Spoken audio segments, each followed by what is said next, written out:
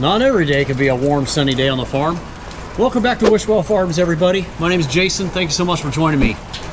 We got cloudy, rainy, gloomy conditions for the next 4 or 5 days, and that is the perfect opportunity to spray greenhouse tomatoes. So this is our grape tomato greenhouse.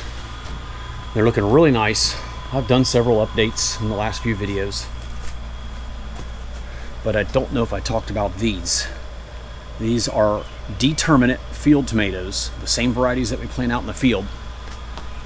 And I had a little extra room because I didn't plant grape tomatoes on this final row and a half. So I decided to plant some in the 4-inch rock wool cubes and place them right on top of the coconut coir slabs and grow them like our hydroponic tomatoes.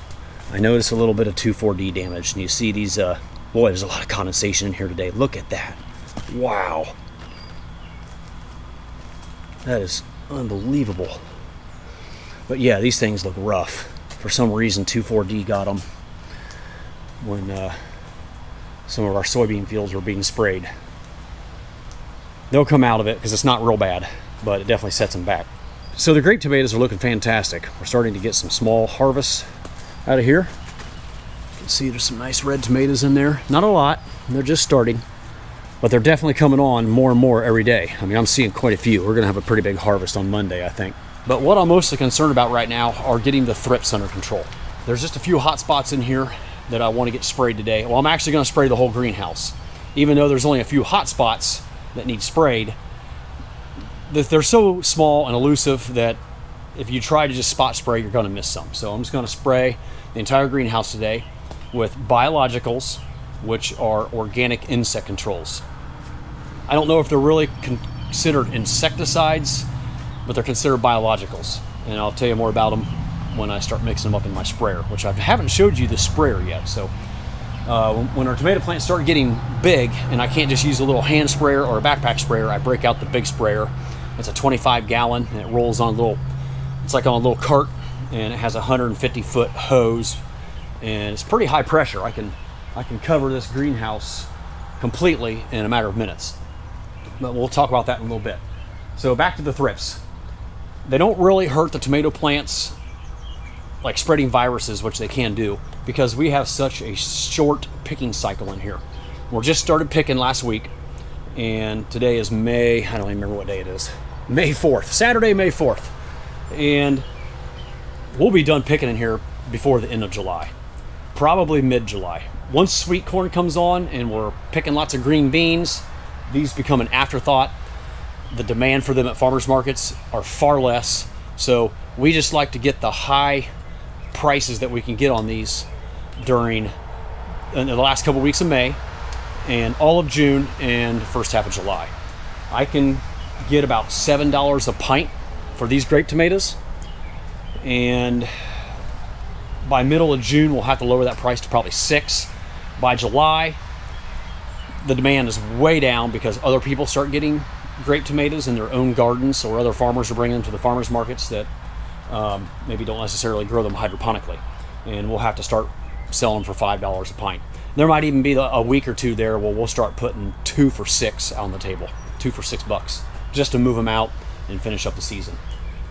Usually by that time I get behind on spraying because I'm busy doing things in the field, and I do see the thrips starting to get out of control in here. You'll actually see them crawling around on the tomatoes, the grape tomatoes themselves, and they have a piercing mechanism. They'll pierce the skin of the fruit and they'll bronze it, speckle it. It'll have like a bronze speckling look on the tomato itself. Once it gets to that point, it's time to pull them out. I mean, there's nothing wrong with them, but they just aren't, the eye appeal isn't there because they start looking a little off, and they don't get that nice deep dark red color. And I can never avoid the trains here. We have a train track a quarter mile up the road here, and I know this microphone picks it up. I'll be back when the train's going. All right, I'm back. The train's almost out of here. There's some thrip damage there, and I'm walking down this aisle looking for the worst spots. And there's one spot over here that's pretty bad, and I'll show you. Okay, right here. You see all this speckling on the leaves? That's thrip damage. They're all the way up here. I don't actually see any thrips right now, but I know they're here. They just they're really good at hiding. So, you know, it doesn't look like that big of a deal, but the entire leaf will become like that eventually. I mean, look how bad that is. And on the undersides, you'll start seeing the larvae crawl around. They have a 30-day life cycle. So the adults will lay eggs, they'll hatch, and the larvae will be on the other undersides of the leaves, and that's when it's much harder to control them because it's hard to get spray mist up underneath the leaf. So when I'm in here spraying today, I mean, I'm going to be waving that spray wand up and down and put it on a really fine mist, almost like a fog. So it just kind of blows into the canopy and gets all around the top and the bottom of the leaf. That's the most important part. And hopefully we can get these things under control before they spread, because we have a potentially huge harvest in here this year. I wish I knew off the top of my head how many pints we're going to harvest out of here. Usually I stage this into 2 plantings. I do 4 rows and then 2 rows. And these things really start kicking in late June when we need more. And these will start fizzling out, or they'll start getting thrip damage, and we have to pass some of them up. They start getting a lot smaller too. When the grape tomatoes start getting really small, like a full-sized grape tomato only gets that big or this big, it takes way longer to fill a pint, which means more labor cost. So at some point, it's just not profitable to continue picking these, especially when we're busy harvesting other more profitable crops like sweet corn and green beans. But you can see right now, you know, the ripe ones that are in there, they're big. They have really, really good size. So we don't have to worry about that yet. Really nice looking crop this year. All right, let's go get this sprayer loaded up and I'll show you how she works. Fortunately, the rain has just about let up, just spitting out a little bit. You know what's concerning to me right now? There's my vegetable field right down there. I've got that weeping willow tree in the pond, and I got a 9-acre field out there where we lay all of our raised beds with plastic mulch and drip tape. And here we are, May 4th, and it's time to get the plastic laid. I would like to have it laid by now, but it's just been too wet. Every time it's just about dry and I'm ready to go hook up the disc and go get it disked, we have a day like this, and it sets me back another 2 days. And now they're calling for this kind of weather for the next 4, 5, 6 days. I don't know how we're going to get our plastic laid, because by May 15th, which is pretty much the frost-free date for Ohio, the part of Ohio we're in, my transplants are going to be ready to put in the field. And every day after that, several things happen. One, the plants start getting too big, stretching, getting leggy, you know, especially cucumbers and zucchini. They're just so big, it gets more difficult to transplant them. And the other thing that's a big deal is every day that they're not in the field is a day they're not getting established and growing and getting closer to harvest. So that could potentially put us a week later at farmers markets having product to sell, which could be huge, because every Saturday that we don't have something for sale, or if there's inclement weather, I mean, it's a big deal for us, because 2/3 of our income is on Saturdays alone at farmers markets around Columbus, Ohio. So hopefully this weather will cooperate and we can get some plastic laid and some vegetables transplanted here very soon. So here's our 25-gallon greenhouse sprayer. Love this thing, for the most part. The one thing I don't love is you have to pull this down every aisle, and I can spray walking backwards down the aisle, going back and forth and getting both sides. And then when I get to the end, I have to come back here and wind it all back up and then pull it down the next aisle. So in theory, it sounds really nice, but it stinks having to wind that thing back up after every row. And if you're trying to spray 4 greenhouses, we're talking about a couple hours potentially, because I'll have to fill it up more than once, probably twice, measure all these biologicals out, get it mixed well, pull it to the next greenhouse, and do the whole process over at each greenhouse. And when I'm busy out spraying fields or unloading trucks after farmers markets, you know, just during the heat of the season, it's like the last thing I want to do. And I end up putting it off, and I end up paying a price because the thrips will get out of control, or we'll start getting some hot spots of spider mites. I forgot to talk about that down there when we were in the grape house. The spider mites can get out of control on a hot, dry season. Usually not until later on towards the end of the season, like maybe during July. I'll start seeing a few hot spots of spider mites, but they spread like wildfire. It seems like overnight they'll double, triple, or quadruple in area throughout the greenhouse. So hopefully I can stay on top of it this year and have a clean crop to harvest all the way to at least mid-July. All right, so like I said, it's a 25-gallon sprayer with a 150-foot hose, and this wand is pretty nice. I will show you how it works and what it does when I get it all filled up and started up and pressurized. We'll get this thing down in the grape house and kill some thrips. The one bad thing about this sprayer, I forgot to mention, is that it's back heavy. Because I opted for the 150-foot hose, mainly for this greenhouse because it's 150 feet long, it makes it really back heavy. So when I have 25 gallons in there, in addition to this hose, the motor in the front is not enough weight to keep it from being back heavy. And when I pull it, see how the tire comes off the ground in the front? I mean, I'll just show you what happens. I go to pull it and it does that. That's a real pain in the butt. And it's even worse when that's full of water. So I gotta be real careful how I pull it around.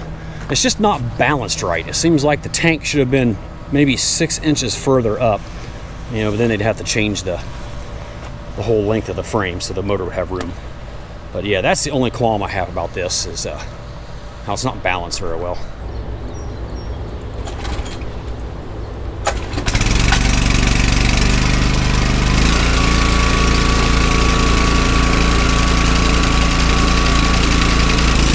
All right, so you can see how far I can shoot this. I put a sharp stream on it. And I'll get my camera wet. So you can see how it's almost like a fog. Really get up underneath the plants really well.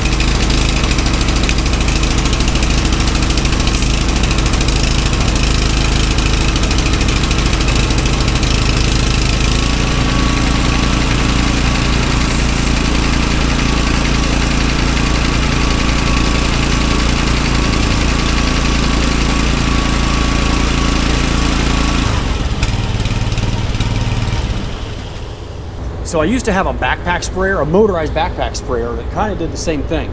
You know, the kind usually you had to pump them, but it had a little 2-cycle motor on it, and I could walk up down the rows. I really liked that. I just had a lot of issues with it. One of them was it was always needing refilled because it's only a 4-gallon backpack. So sometimes I couldn't even do a half a greenhouse, constantly filling it up. That's why I went with the 25-gallon. So there's pros and cons to both ways. This is what I got, so this is what we use, but maybe I will try a backpack sprayer again in the future because it was pretty nice, especially for small spot spraying. So here's the 3 products that I'm spraying today. Kind of my go-to concoction. Conserve, which is spinosad, Azagard, which is neem oil, and Botanigard, which is a myco-insecticide. I've been saying that wrong for several videos. I kept saying mycoinicide or mycoinsecticide. It's a myco-insecticide. So these are spores. I don't even know if I can say this. Beauveria bassiana strain. But these are OMRI labeled. This one might not be. It's the same active ingredient that is in other spinosad is OMRI, the Organic Materials Institute, whatever it stands for. But for some reason, Conserve is not. But spinosad itself is. Spinosad, so it has spinosyn A and spinosyn D, whatever that means. Anyway, these are the 3 products that I use. And this is my little sheet that I put together years ago, so I know how much to spray. Sometimes I use a 2-gallon sprayer. Sometimes I use a 25-gallon sprayer, which is what we're using today. And then I also have it figured out on a per acre basis. So we're doing Azagard, 25-gallon sprayer, but I'm only going to mix up half, so about 12 gallons. So you can see it's 4 to 8 ounces for the 25-gallon sprayer if it was full. I'm not using Evergreen today. We'll talk about that one another time. 2 ounces of Conserve and Botanigard, 4 scoops. Which now that I'm reading that, I don't know what the scoop is. I think a scoop comes in the hard plastic container. I'll have to see if there's a scoop in one of my old containers. But I've been doing tablespoons usually. 2 tablespoons to the gallon. All right, so with the Botanigard, since it's a wettable powder, you know, a dry powder, I'm gonna put 2 scoops and a little container of water. And just use this little wand here to kind of mix it up before putting it in my tank. Try to get this to dissolve and incorporate. It doesn't work very well. Take a look at it. This stuff's like a pain in the butt to get mixed. Now this tank does have an agitator. This little hose right there blows like bubbles.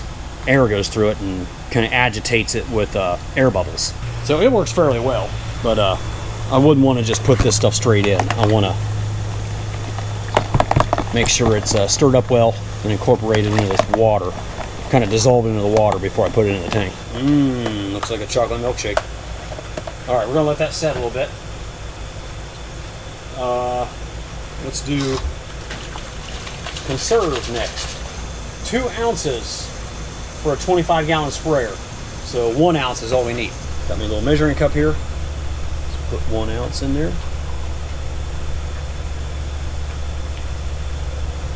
It's a little over an ounce, but that's fine. I've been doubling the spinosad on my little spot sprays anyway, so this is about 1 3/4 ounce. Dump that right in there. And I'll start the sprayer up and get it all mixed up in a little bit. If I start it up right now, you guys won't even be able to hear me talk. You know, there's a little residue left in here, so I'll get some water in there and make sure it all goes into the tank. Next up, Azagard neem oil. My little cheat sheet says 4 to 8 ounces on 25 gallons. So half that would be 2 to 4 ounces. And I'm going to put the upper limit in. I'm going to put 4 ounces of Azagard in this tank.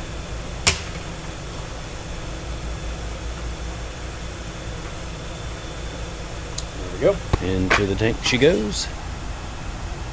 Looks about like maple syrup.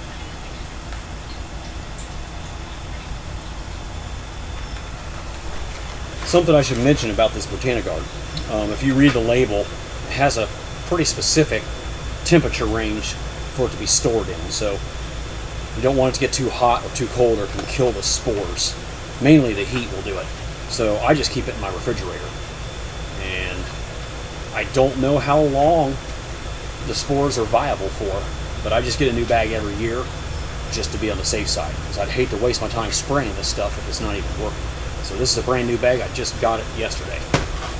Even though I had a little bit left over from last year, I've been seeing some thrips not die in this tall greenhouse, greenhouse number 1 that we're standing in. So I wanted to start with a fresh bag from here on out the rest of the season. All right, hopefully this is mixed up good enough to go ahead and pour in there.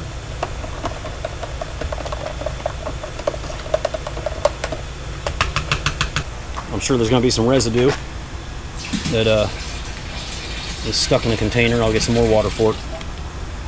You can see it's pretty granular and chunky. And if it's not mixed well and dissolved well, and incorporated well into the water, I should say, it can definitely plug up your spray nozzles. I've never had a problem with it plugging up this one, but my little handheld sprayer that has a really small fan jet tip on it, it does clog it up from time to time, especially if that's not mixed well with the water. Currently filling it up with water to the halfway point. Looks like we're about 8 gallons right now. We're going to get it right to the center. And this really helps agitate it too, just sticking the hose down in there. Just about there. All right, get this pulled down to the grape tomato greenhouse. Let it agitate a little bit more, and we'll get the spraying.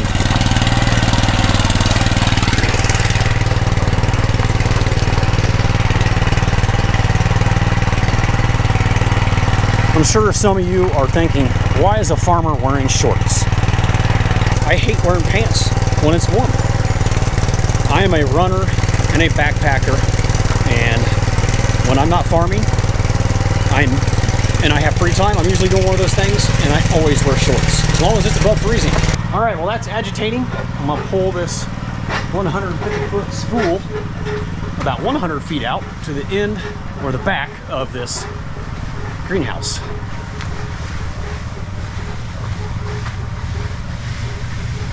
You know, ideally, and it would make my life a heck of a lot simpler, I would have a second person reeling it up as I'm walking backwards spraying.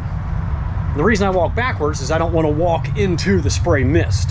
So if I'm walking backwards spraying like this, I'm walking away from the mist and the fog, and I don't get it on me. Not that I'm really concerned about getting this on me, because these are organic materials. There's nothing harmful to humans in this spray whatsoever. It smells. I can feel it on me. I don't really want it in my lungs. I don't care what it is. So I'm going to keep myself out of the spray mist as much as possible. And if I do get some on me, I'll probably shower, because I can just feel it and smell it on me all day if I don't. So yeah, I'm going to be backing up like this, spraying, and then since I'm by myself, then I'll reel it back up and pull it down the next aisle. All right, I'm going to try to show this just a little bit before I put the camera down and get this entire job done so I can move on to something else. So I just kind of go back and forth on both sides of the plant. Make sure I get it head to toe. Sometimes it's easy to miss the other side since I'm going back and forth to both sides, so I got to remember to constantly switch back and forth.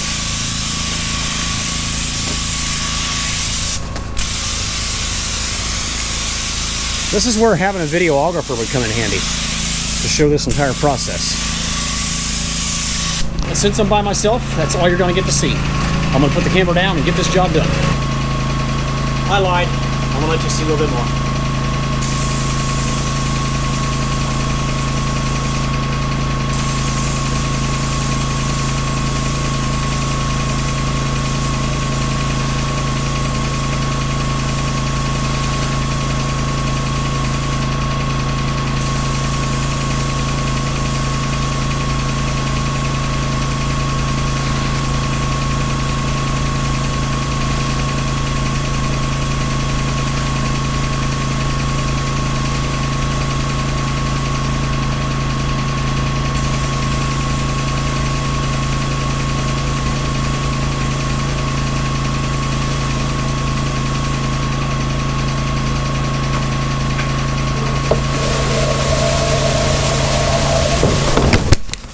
Alrighty, one aisle way down, 5 more to go.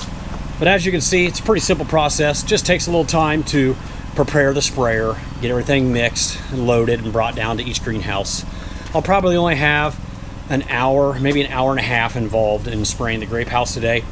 But you multiply that times 4, if I was doing all 4 greenhouses that are full of tomatoes, you know, you got a good part of a day getting it all done right. So it's definitely something I don't enjoy doing when I'm busy doing other things on the farm. Let me know in the comments if you guys have any other spray concoctions for controlling thrips that may be better than what I'm using, or maybe something I can add to my arsenal to help do a better job. Because I'm always looking for newer, better ways to control these darn insects. They are a big pain in the butt. They cause me a lot of headaches on the farm. Anyway, guys, this is where we're going to wrap up today's video. As always, I really appreciate you watching, and if you enjoyed the content, please give it a thumbs up and consider being a subscriber if you haven't subscribed yet, so you can follow along in all of our farming vlogs during the season of 2024 and beyond. Thank you so much for watching, and I will see you again real soon down the farm.